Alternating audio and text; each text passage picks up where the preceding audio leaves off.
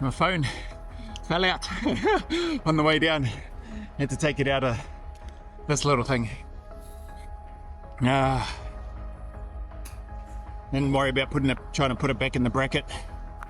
Just needed to get moving. So not sure how good the audio will be, but I'll hopefully check it properly beforehand. Get there. But it was good. It was good. 22 minutes to get up. 12 minutes. A little bit quicker than 12 minutes by the time I finished ginning around with my phone in my hands, holding the two phones, the tripod, or the little mini tripod and stand. So when I push the stop button, so maybe a little under 12 minutes realistically to get back, but happy with that. I'll finish off in the car anyway. A few people pulling up now. Sure they don't want to listen to me yapping away.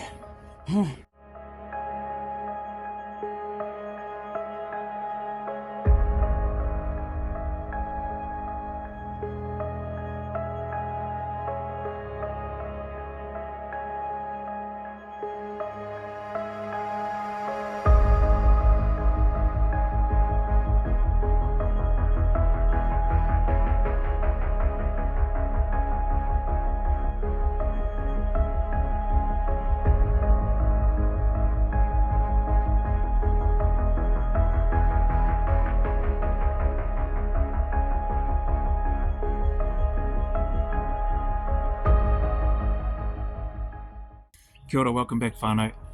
Appreciate you, eh? So that's a little trot up and down the knob here in Puriroa. That's typically what it's referred to from what I've found out from a lot of the Ngāti Toa Rangatira cohort from in and around the whenua here, from in and around the land here in this area. So I don't know the Māori name, so I better learn that, because that's what I'll be getting pulled up and bailed up about next. So bear with me, I'll get there. But otherwise, apparently commonly referred to as the knob amongst our Te Ao Māori people. Anyway, on the back end of that, so I think it was about 22 minutes up. Hang on, let's have a look. 12 minutes back down. I think it was a little bit less than 12 minutes. Yeah, a little bit less than 12 minutes to get back down by the time I fumbled around and hit stop. Where was I? So what I wanted to do was address or talk a little bit about this question anyway. I don't know if I could ever really address anything, but I can share my thoughts, my whakaaro, my feelings about the questions that come through.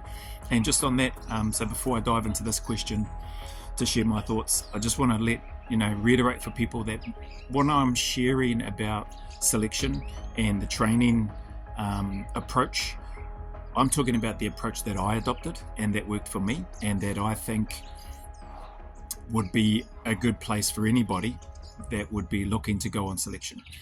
Things obviously need to be tweaked and adjusted to suit the individual, to suit their life situation, their marital status, their children's status, their work, etc., etc. So I get that, but when I'm sharing that stuff, I'm not speaking on behalf of everybody that's gone on to selection and been successful and had far longer, better careers than I've had as well. So there's many people. Pup Johnson is an example. I think he just the pack work from being a soldier in 2nd 1st Battalion where he was from was enough. That prepared him more than enough, he felt, adequately to be able to go on selection and pass and do well, which he did.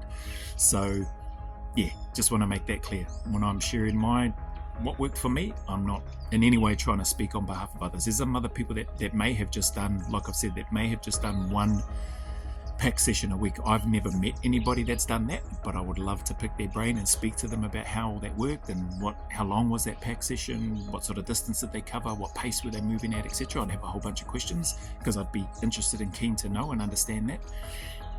So yeah, they're just my thoughts based on my experience, not this is what you must do, this is what every operator has done.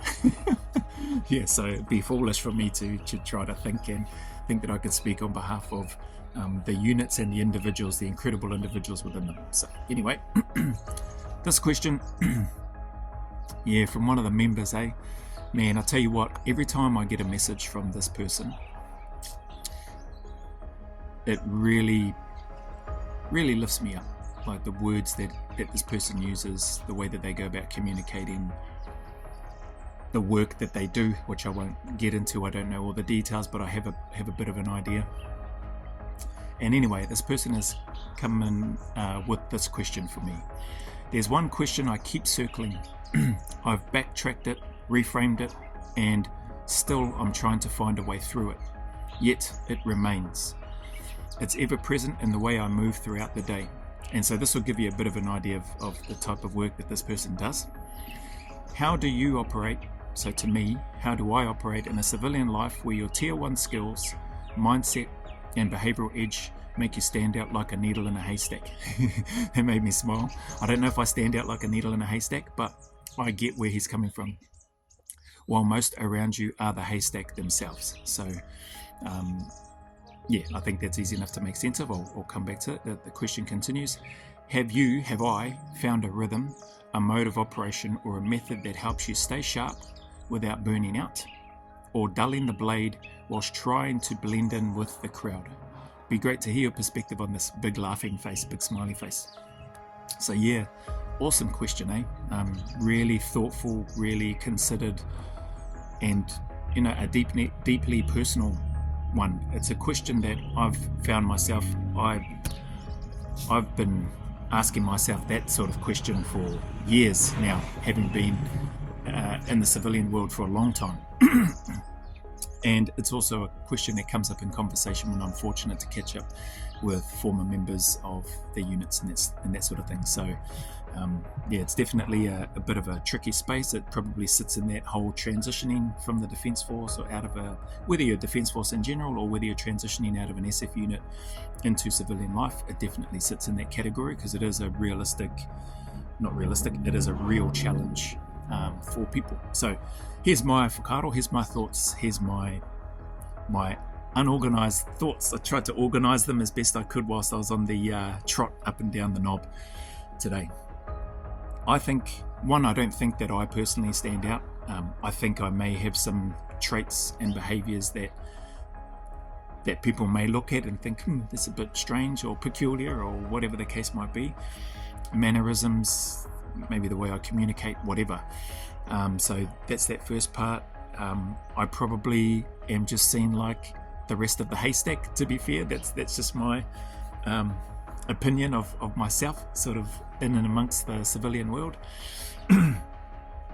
Maybe in times alone or whatever, or maybe if I'm out in the driveway training when it's raining, people might think I'm a bit weird.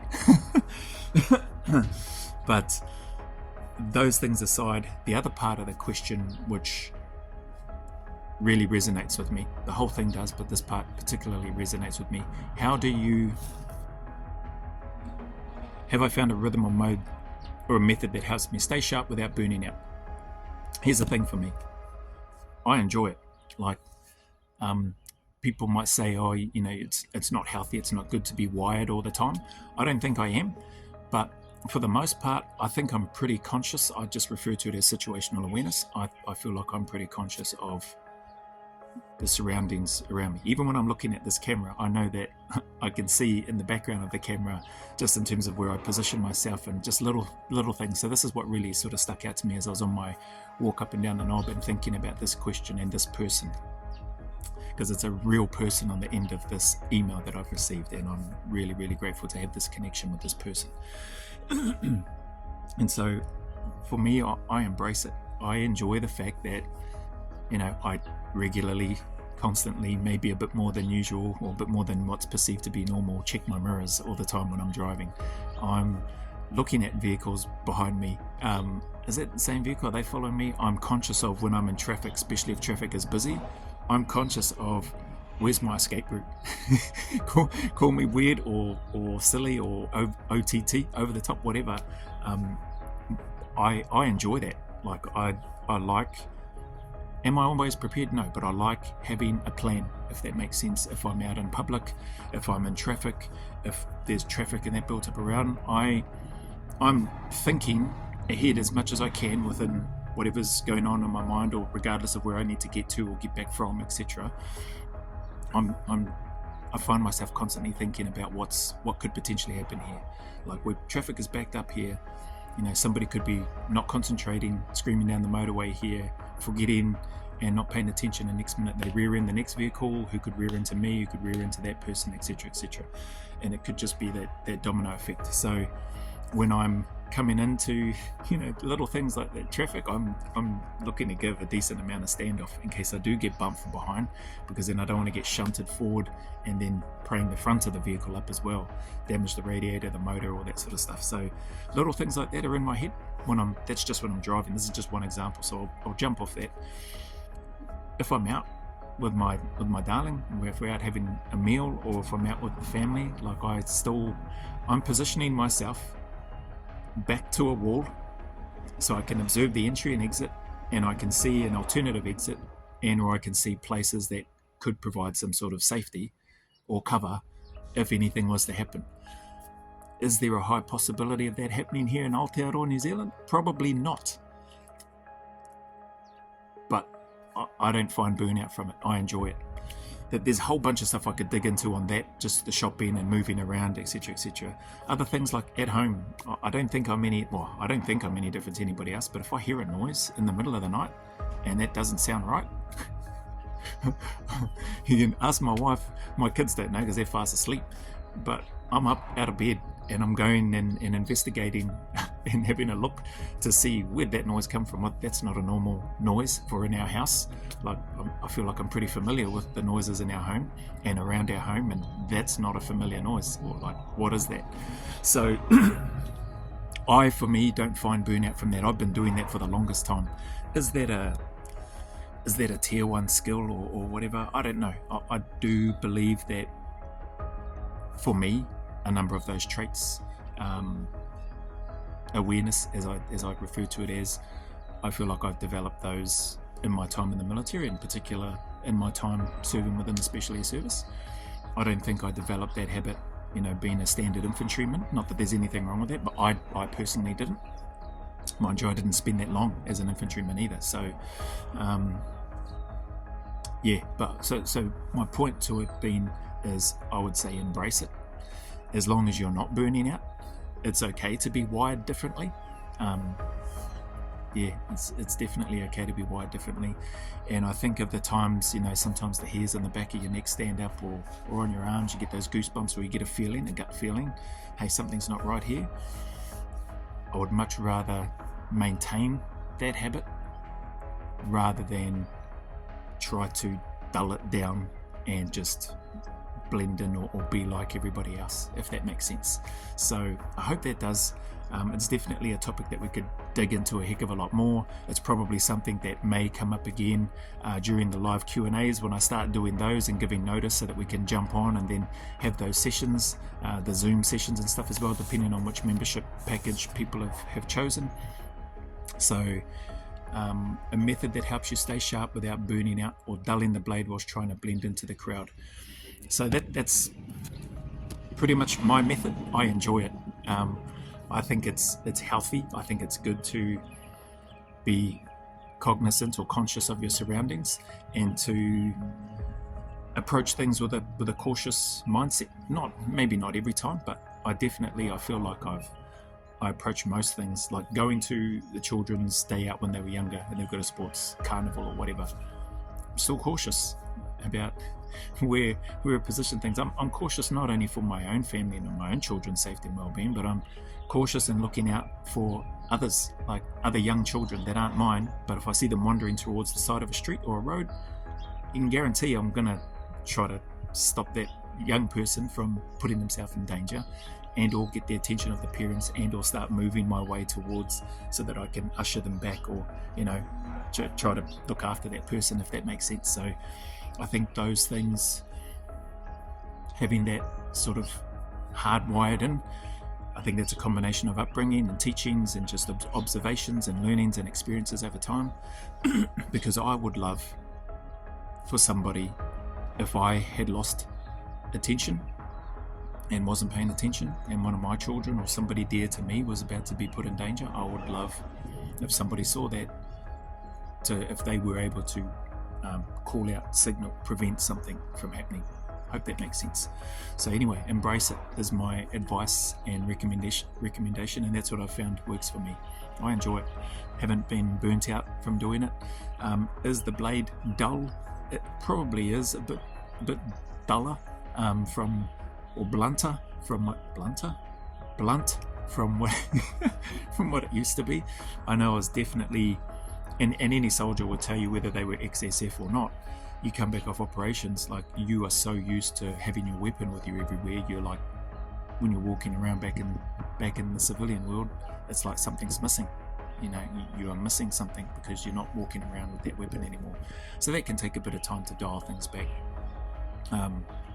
Yeah, I think I probably maybe gave my wife a fright a few times, just through some of my behaviours when coming back from overseas, not only from my time in the Defence Force but also time in the private security sector, because, you know, you are on edge, and it's a different type of edge when you're away in that environment, foreign country. Your job is to look after people, or your job is to clear this area and find this information and or prosecute those targets or take out those types of targets, etc., etc. It's a different mindset, and it's a different wiring. You're always on edge. When you come back home, it can be hard to wind that back and step back a bit and find a bit of a release. So for me, my release in the civilian world, Lincoln yapping away here, has been to embrace it, to enjoy it, and to keep using them. I think they're useful tools.